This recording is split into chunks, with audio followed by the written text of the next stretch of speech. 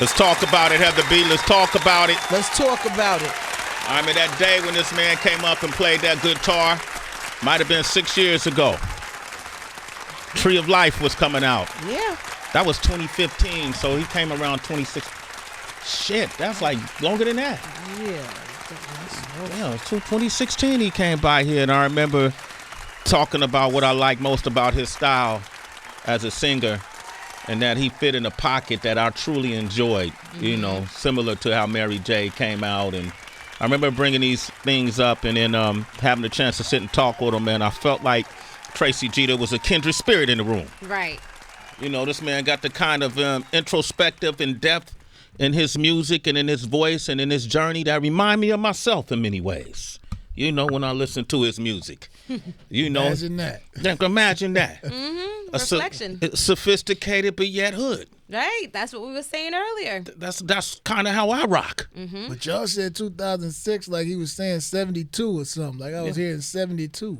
That was 2016. 16. But he said it like, yeah, I remember when he was way back here in 72. Pre-pandemic, yo. You know what it is? And it's like, when you, but just to think about, like, just like that, 7 years have passed by.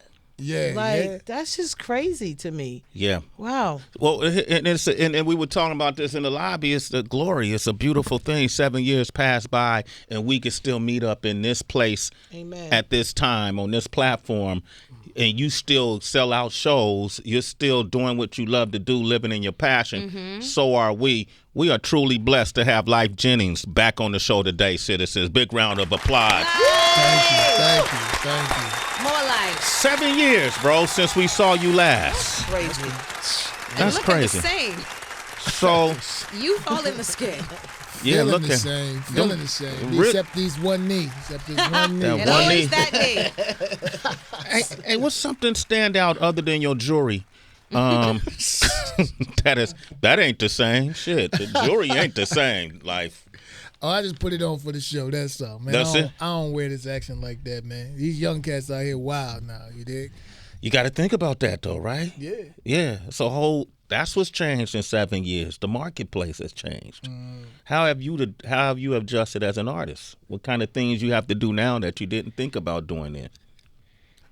Security, man. Like, and I don't even like it. Like going to these shows, having to take security, and it ain't, like that. You worried about nothing is gonna happen. You just work on preventing something from happening. Yeah. So that's one of the biggest things for me. I don't feel like nobody ever tried to test you though. Like, you know, one thing, man, let me tell you, I'm here by myself right now, bro. Right. Like, I go a lot of places. I don't never really run into that, man. It's always love, you know? Do you think it's the way that you carry yourself and, like, other people, in a sense, kind of are attracting negative attention, possibly from, like, antics that they do off stage or just appearing very flashy, which can really tempt someone else's ego to come out? I believe in manifestation, man. Cats speak a lot of things into their life that they don't even remember until they happen. So with me, I'm always speaking good. I'm going to speak good about you, and if it ain't good about you, then I'm not going to even speak it, including myself. Lyfe Jennings, man. Give this man a round of applause. What percentage of your shows sell out now, man? Last year, man, I did 89 shows last year, and we probably sold out, gotta be 80-85% of them. Let's go. What that mean, Heather? Yeah. Heather, you a touring artist. That's great. It's, you know what? Like, let's be real.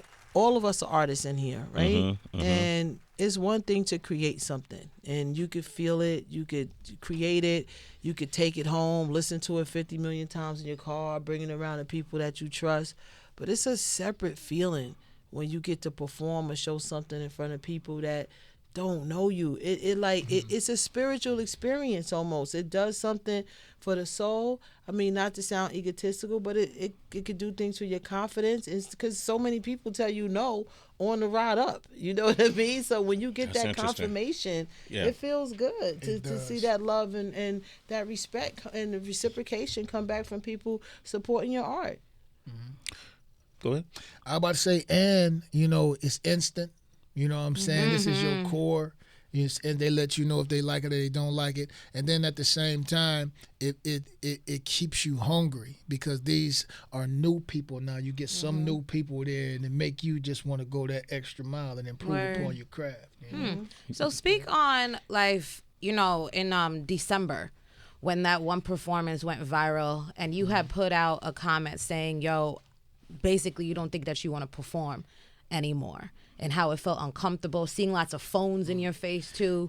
It's so crazy that she just said that because I didn't even know that I'm gonna just keep it 100 because I don't know other way to be. I didn't even know that I would feel like that, man. And that just, and people probably not gonna like me for this either, but I just be speaking my truth. I thought that the mental health thing was just a crutch that people just use. Yeah. You dig what I'm saying? That's real. But. And not saying that my situation anyway compared to it, but when that situation happened, I just got so much negative feedback. And when you get that over and over again, it do kind of shake your confidence. Just, a touch, it throw you off your game, if nothing else. And I just really felt like that it just opened my eyes that, it is so important to people that you are around that's speaking to you, that you even let speak to you, man. Because they can lift you up or they can bring you down just by a couple words, man. Word. Wow. So you up again. I was really just capping, man. Yeah. You dig what I'm saying? But you wasn't going to retire. Nah, okay. I got babies got to go to college. 89 shows, kid. I was going to fill in for you. I was going to be like What you was going to do? I was going to fill in. I was going to sing? Cry. Oh, they was going to boo you next. Tomato. Wait a minute. I did not get booed. He didn't get booed. Right. That's true. Let me tell you, actually, like, they took the guy, and first of all, it was a guy, it wasn't even a girl, right? It was a guy that took that, and he took two different keys, like, because both those parts, that's the part that I sing to the women, I serenade the women. He took two different parts, which one could be in the key of C and the other one in the F sharp. And when you put them side by side, yes, it's going to sound off. You know what I'm saying? So cats playing games with life like that, man. Come on, man. They play games with their own life. Don't play games with life. Yeah, please. Since Lyfe fell into that. Lyfe rock gonna be on that train. Got a drum. Tomato. You gotta say it like Shirley Caesar. Tomato. Right there, man. 7 years later, goddamn, we We connected, damn it. Shit. I would imagine, though, it's interesting because I hear stories of people who worked with Michael Jackson and other large, big artists who were always concerned about how the public was going to receive them.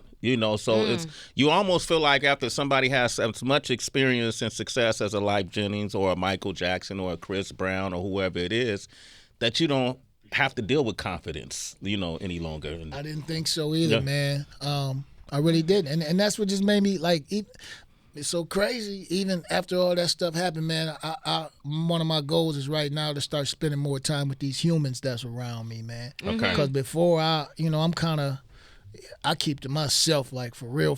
Like, if you wasn't in my life when I was in prison, then I don't really even deal with you. But I see now that people need their confidence raised that don't even know that they need their confidence raised. Wow, that part. You're doing something really interesting, too, that I think we want to bring to light to all the independent artists or the artists who have recorded with major record companies in the past. You're starting something called AO. What is that?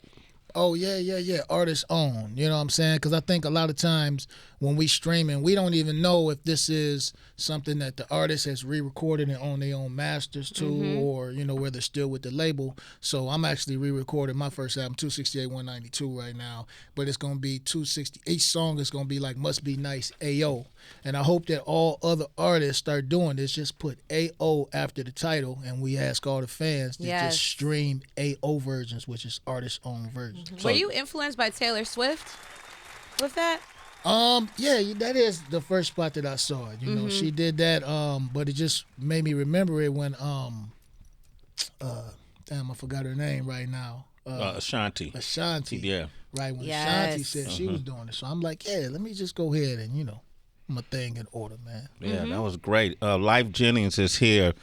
We got a lot of people on the lines. You want to talk with them, 888-742-3345. We got Benji on the line from Denver. Benji, what up? Benji? Yo, what's up, Lyfe? Yo, what's up, Daddy? How you? Man, I'm doing all right. I had a question, but, man, I don't even want to ask on that basis. Man, I'd love to hear you and Rod Wave together, bro. And how do you feel about people saying that y'all kind of like, he's like a newer, modern version of what you put out? Yeah, I listen to Rod Wave. Rod Wave is dope. If you know him, tell bro to hit me. That's it. That's it. I don't know, but I'm going to definitely keep trying to push that because I feel like that would be a great collab. Yeah, bro, dope. Hearing from you, man. Knowing that you still out here doing your thing, man. All right. I Hey, appreciate Benji, he got a new single and video, Tell You Gone. Go check that out. It's really really dope, and it has a lot of substance to the video we're going to touch on in a second. All right, you a citizen.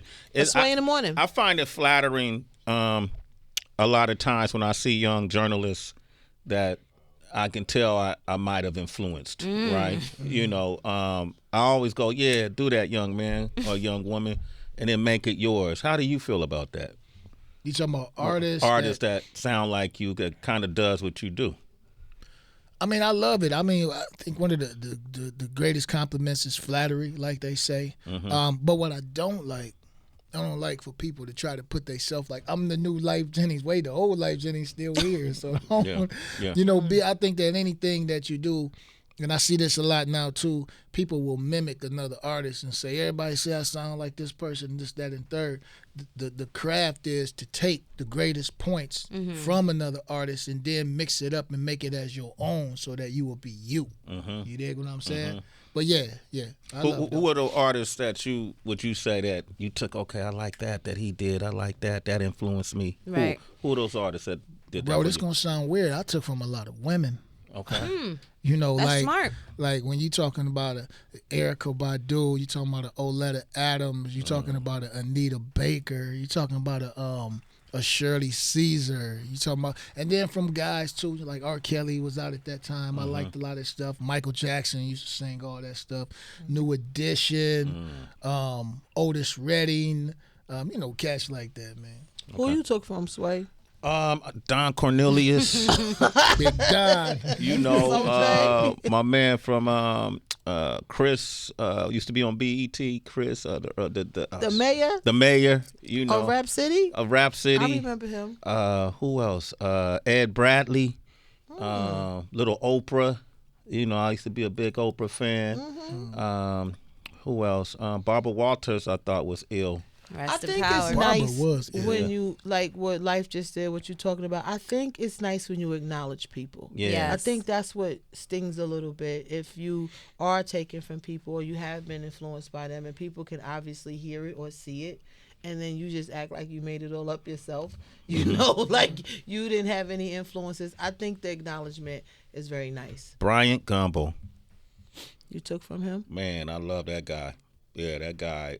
Always wanted, you know, he does Real Sports on HBO. I always wanted to do He had a his brother too, I think. Yeah, that his was brother him, too. does sports casting too. I've always admired Bryant Gumbel. Okay. When do you think for the both of y'all, Sway and Lyfe, that it clicked, I'm doing it my way? Because, you know, when you're still in the infancy stages of your career, you can feel that you're really trying someone else's game on, you know, until you find your footing. So how long would you say it took where you're like, nah, I have my clear identity as a voice, Lyfe, and then obviously as a broadcast journalist? I mean, Lyfe being interviewed, Lyfe. I like this, man. Go ahead, brother. You go first, man. You go first. It's gonna be wild, but with me, it was just recently. I think as far as musically, I've always rolled my own way, but it was just like a couple months ago. I swear, I was my clothing line. I want to talk about that too. My clothing brand. But then the word brand, I was like looking up the definitions of brand, and then I just really realized that Lyfe Jennings is a brand. Like, you dig what I'm saying? Like, before I shot the Till You Gone video, I was like, what am I gonna get at people? I gotta give the people what they come to the brand for. You know, and they come for, you know, situations in their life that they're going through that they want to become better for. They want to go to a cat that's actually been through it, that they don't feel like it's just preaching to them, but they went through it and just sharing experiences, stuff like that, man. So at that point right there, I was like, I can completely do this my way because I really understand what I am right now. I'm really a brand, you know? Repetition. What's your clothing line called? Oh, yeah, it's Repetition, and it got the elephant on it, you know, with the little string tied to the post. Because I read this thing, how they train baby elephants, right? they had huge chains on the baby elephant's foot. They had chained him to a steel post. And he tries to get away for a lot of his life, and he sees that he can't until he just gives up.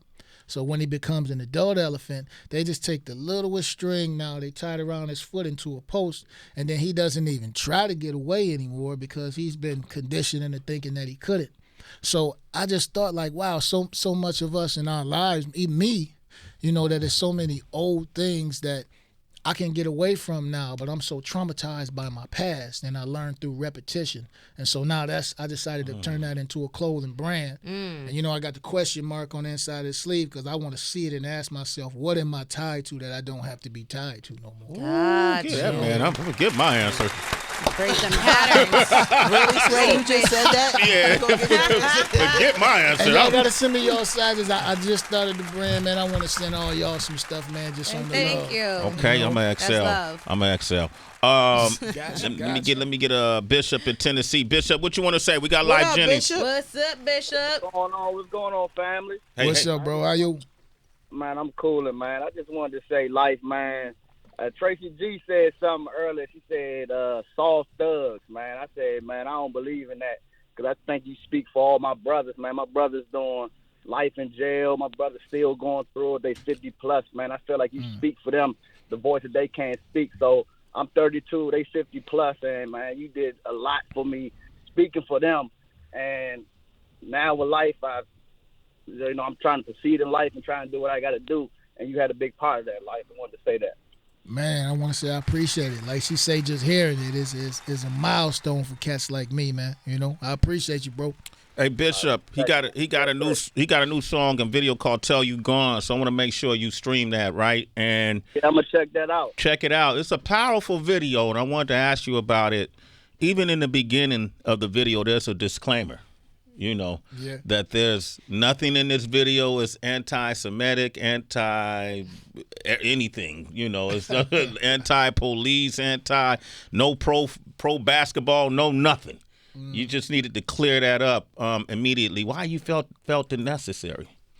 I mean, it was a couple of reasons. I think that number one, and I wanted to kind of make light of the situation, because it's so many things that can go wrong, and you didn't even intentionally mean it to go wrong, and you being got cancer. I got college to pay for my baby, so I'm trying to split the difference right there, man. Mm-hmm. And then I just also wanted to just show people how much we are up against just in the beginning, like from the very beginning. Look how much that you up against. So you got to be built for this.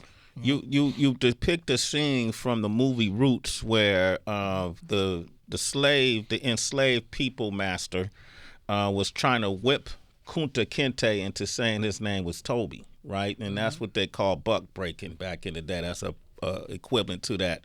And you do it in front of all the other enslaved people. So if they see this, the hardest one, the strongest one get broke down, then it puts fear in them in their subconscious mind.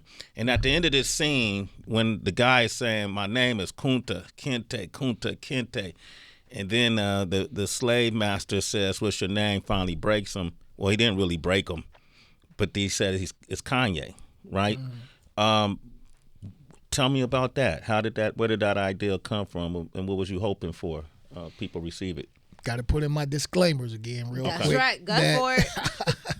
I in no way agree or, sympathize with the stuff that Kanye said to hurt any people, whether it's a race, religion, or whatever. But it gave me an opportunity to use that in my art form because I felt like that. Why? As long as he gonna keep whooping us, as long as it's an opportunity for us to change, right? Mm-hmm. From a Kunta, to a Toby. You'll keep on getting whooped, you know what I'm saying?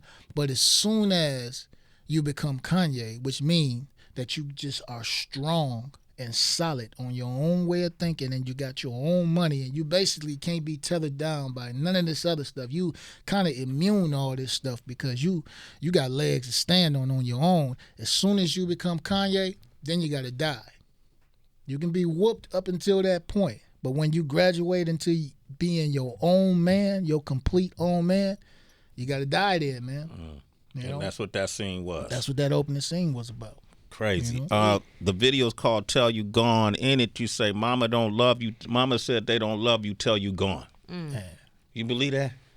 I definitely believe that, man. Yeah. You know, all the niceties and all of that stuff. It's just like she was like, I hate to keep bringing it back to what you said earlier, that it's nice to hear these things from people, but if you're sitting around waiting on flowers, you're going to be waiting seasons and seasons, because they're never going to love you till you're gone, because they're never going to respect what you were in their life until you pull it out of their life, because now it's space. People respect empty space. They don't respect fullness. You know, you hear more people saying that they hungry because it's an empty space there than you hear people saying I'm full. You know.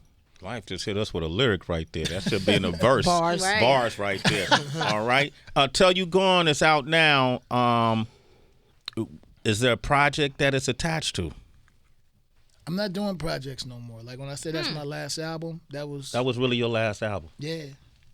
777, that was my last album. 7 years. Imagine that. Damn. 7 years. You know, here we are.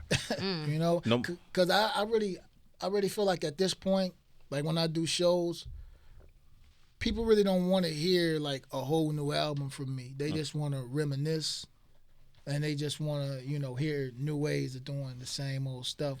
And so what I want to do now is, I think every 6 months, I'm going to take the headline stuff that's been going on, and I'm going to artistically, you know, put my opinion in a manner that people can really get something from it, and put it in a way that it can help them, as opposed to just like in the video, people sitting up watching it with camera phones and all this stuff just so they can get 40 likes. You know, I'm really going to try to, you know. That's in the video 40. when this guy's getting beat down with people surrounding him with camera phones laughing. Yeah. So every 6 months, I'm going to just try to, you know, drop something out here just to remind people who they are. Kings and queens out here, man. There you go. Lyfe Jennings, man. Get this man a round of applause, man. Can't wait another 7 years, Lyfe. I don't know what it's going to be like for me 7 years, man. Man, I hope you still here. We can do this again. Okay, well, let's do it, man. We look like we did 7 years ago, so, you know, let's get it popping. But you ain't, hold on, we done already? He ain't answered his question, like, you know. That's true. Run it back, when did I, I grew up with, I got confident in my voice when I think prior to coming to my career has started as an artist, where I put out music for a couple of years, me and my partner King Tech as teenagers. But in it, we learned a lot about the business, and I learned a lot about myself performing and being in front of different size crowds. We done summer jams, all these stand-up, 22,000, and in small venues as well. And who I was off the stage is who I was on the stage, and I always wanted the best for people. And so when we became syndicated, we started doing radio in the early 90s, and then we became syndicated in L.A. around 94, and we broadcasted in 4 different continents, and can't even recall how many cities we were in. Close to 40 maybe.